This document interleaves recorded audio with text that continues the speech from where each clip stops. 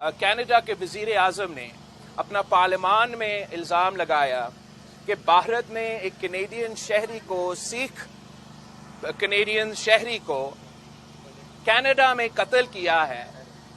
ये बहुत बहुत बड़ा इल्ज़ाम है।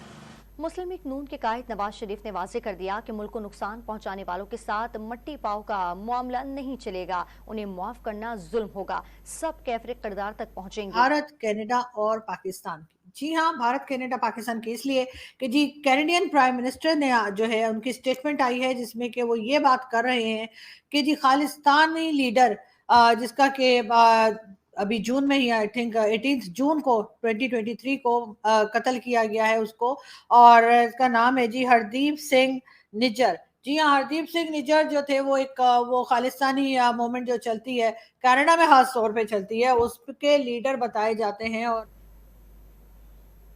पाकिस्तान मुस्लिम लीग नून के कायद नवाज शरीफ पार्टी के ग्रैंड मुशावरती इजलास से खिताब में मुल्क की सूरत हाल पर फट पड़े। कहा कि पाकिस्तान की तारीख में इतनी तरक्कियां नहीं आनी चाहिए थी जितनी लाई गईं। गरीब का बच्चा रोटी को तरस रहा है, मुल्क का ये हाल करने वालों का एहतसाब होना चाहिए। जस्टिन ट्रूडो कनाडा के प्राइम मिनिस्टर की फजीयत हुई पिछले 24 घंटे में। कनाडा के प्राइम मिनिस्टर अपना डाउन ट्रेंड देखना शुरू हो गए और उनकी बेइज्जती कैसे पूरे कनाडा में फैल गई। आज डिफॉल्ट के दहाने पहुंचे हुए हैं हम। ये अपने मुल्क के साथ कर क्या दिया हमने? जो बैठे हुए हैं ये और पीडीएम जो है ये अपना ना करते, डिफॉल्ट से ना बचाते तो आज शायद पेट्रोल 1000 रुपए लीटर होता। नवाज शरीफ ने इल्जाम लगाया मुल्क की तबाही के जिम्मेदारों के पीछे जनरल बाजवा और फैज थे। 4 जज बैठ के तो करोड़ों लोगों के मैंडेट वाले वजीर आज़म को चलता करते हैं। उसके पीछे जनरल बाजवा और जनरल फैज है, आलाकार साकिर निसार हैं। ये मिट्टी पाव वाला मामला नहीं है। अब इसको हमने किसी मंतकी अंजाम तक पहुंचाना है, फिर आगे की बात करनी है। इससे कबल इजलास से खिताब करते हुए मरीम नवाज ने कहा कि अवाम नवाज शरीफ का तारीखी इस्तकबाल करके पानामा और अकामा के ड्रामों को हमेशा के लिए दफन कर देंगे। जय हिंद दोस्तों, वंदे मातरम। आप सभी का स्वागत है द इंडियन काफिर चैनल के एक नए वीडियो में। दोस्तों, कनाडा के बेवकूफ़ प्रधानमंत्री जस्टिन ट्रूडो की टिप्पणी के बाद से भारत सरकार के तेवर एकदम गर्म हुए पड़े हैं। कल जब कनाडा के राजदूत विदेश मंत्रालय पहुंचे तो 4 मिनट के अंदर ही उनको बेइज्जत करके 5 दिन के अंदर भारत से वापस जाने के लिए कह दिया गया। इस मैटर में बिलावल भुट्टो कूद पड़ा है जिसको उर्दू तक ठीक से बोलनी नहीं आती है।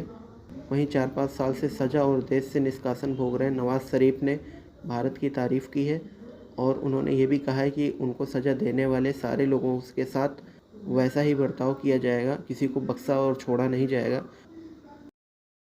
और इनका मर्डर हुआ था जी 18 जून 2023 को, और अब कैनेडियन प्राइम मिनिस्टर जो है उनका ये कहना है कि उसमें इंडियन गवर्नमेंट इन्वॉल्व है। जी हाँ, ये बात की है कैनेडियन प्राइम मिनिस्टर ने। पहले हम उनकी बात सुन लेते हैं और फिर आगे बात करते हैं।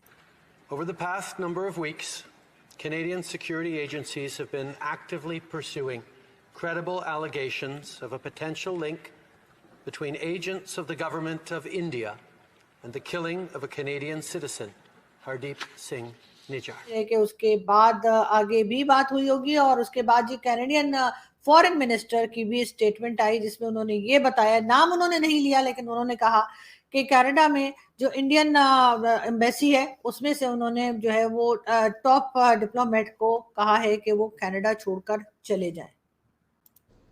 We've been clear, we will not tolerate any form of foreign interference. Since this was brought to our attention, we've been guided by 3 principles. The first one, we will seek the truth. The second one, we will protect Canadians at all times. अब diplomat को जो है वो Indian embassy से निकाला गया है और कहा कि चले जाएं जी, अपने मुल्क चले जाएं। उसके साथ ही जाहिर है भारत में भी जो है ये बातचीत चल रही थी और भारत में भी जो है कैनेडियन हाई कमिश्नर को बुलाया गया और फॉरेन ऑफिस जो इंडिया का है वहां पे उनसे बात की गई और अब बताया ये जा रहा है कि भारत ने भी जो है वो कैनेडियन जो उनके डिप्लोमेट्स हैं उनको कहा है कि वो 5 दिन के अंदर अंदर कनाडा वापस चले जाएं। एक अजीब सी टेंशन है, एक अजीब सी ये बात बहरहाल निकली है। और इसके साथ साथ अमेरिका या व्हाइट हाउस का भी स्टेटमेंट आया है जिसमें उन्होंने अपना कंसर्न बताया है इस न्यूज को लेकर, दोनों न्यूज को लेकर। यानी कि वैसे तो एक ही न्यूज है, लेकिन ये कि दोनों कंट्रीज की न्यूज को लेकर, चाहे वो भारत की हो या चाहे वो कनाडा की तरफ से हो। अब देखते हैं जी आगे किस तरह से बात बढ़ती है और किस तरह से जो है इस चीज को लेकर दोनों कंट्रीज आगे चलती हैं। मगर ये जरूर है कि कैनेडियन प्राइम मिनिस्टर ने ये भी कहा है कि जब वो G20 समिट में गए थे उस वक्त भी उन्होंने ये बात इंडियन प्राइम मिनिस्टर या भारतीय प्राइम मिनिस्टर नरेंद्र मोदी जी से की थी। और उसके बाद उन्होंने ये नहीं बताया बहरहाल के मोदी जी ने क्या उनको रिप्लाई किया, लेकिन बहरहाल कनाडा एक बहुत और भी है, मैं वो भी बताऊंगा। लेकिन सबसे इंपॉर्टेंट खबर जो कि कनाडा है, उससे पहले आपको एक बता दूं कि पाकिस्तान के केंच बलूचिस्तान में एक जगह है केंच, वहां पर नेवी के कैंप पे हमला हुआ है, कुछ अननोन लोगों ने किया है। ये सुबह तक इसमें क्लैरिटी आएगी कि कितने लोग मारे गए। अब तक कोई इसको कंफर्म नहीं कर रहा। हाँ, ये बात जरूर है, मैंने आपको जितनी खबरें दी हैं सारी कंफर्म निकली होंगी, राइट। मेरे पास भी सोर्सेस हैं और उन्हीं सोर्सेस से बता रहा हूँ। फायरिंग काफी देर तक चली केंच के नेवी के जो मेन कैंप था उसमें, और साथ में फायरिंग के बाद कैजुअलिटीज वहां पे कुछ हैं ऐसा बताया जा रहा है। अथॉरिटीज अभी तक हमें नहीं बता रही कि किस क्या कैजुअलिटीज हैं। इस पर हम बात कर सकते हैं, बाद में बात करेंगे जब हमारे पास और डिटेल्स आएंगी। मैं अपने अगले वीडियो में आपको जरूर बताऊंगा क्या पोजीशन रही इसकी और क्या हुआ। तो उस खबर पे जस्टिन ट्रूडेउ ने जो कल आरोप लगाए थे, उन आरोपों के बाद जस्टिन ट्रूडेउ नीचे गिरते देखे और गिरते चले गए। उनकी पॉपुलैरिटी रेटिंग्स अब गिर रही हैं कनाडा के अंदर ही। पहले भी कोई बहुत अच्छी नहीं थी, अब और बुरी हालत में आ रही है। क्यों? जस्टिन ट्रूडेउ ने ये गेम क्यों खेला? पॉपुलैरिटी गिर रही थी, जो इनको सपोर्ट दिया हुआ था जिस पार्टी ने, उस पार्टी का चीफ जो है वो खालिस्तान। अब और कुछ एक तो इनके पास जो खालिस्तानी और जो कैबिनेट में मिनिस्टर्स बैठे हैं, उन्होंने और आग लगाई थी, आग में तेल डाला था। ट्रूडेउ को ये लग रहा था कि मैं इंडिया के ऊपर एक प्रहार कर दूंगा, पब्लिसिटी आएगी, स्ट्रॉन्ग दिखूंगा, और स्ट्रॉन्ग दिखने के साथ साथ हम व्हाइट हैं, इंडिया जो है वो कलर्ड है, हम व्हाइट हैं तो हमारे साथ, मैं नेटो के साथ हूं और नेटो मेरे साथ है, नेटो के सारे लोग मेरे साथ आ जाएंगे, ऑस्ट्रेलिया भी मेरे साथ आ जाएगा, यूके भी मेरे साथ आ जाएगा और यूएसए भी मेरे साथ आ जाएगा, और हम सब मिलके एक जॉइंट स्टेटमेंट निकाल देंगे। ये खबर कल ही से चल रही थी कि जॉइंट स्टेटमेंट निकाल सकते तीनों। सारी की सारी प्लानिंग धरी की धरी रह गई। कैसे धरी रह गई? ट्रूडेउ की प्लानिंग ऐसे धरी रह गई कि सब सारे उनके जितने भी यूके, यूएसए और ऑस्ट्रेलिया और बाकी कंट्रीज, सब ने एक जॉइंट स्टेटमेंट निकालने से मना कर दिया। जॉइंट स्टेटमेंट तो भूलिए, इस पे उनका साथ देने से मना कर दिया।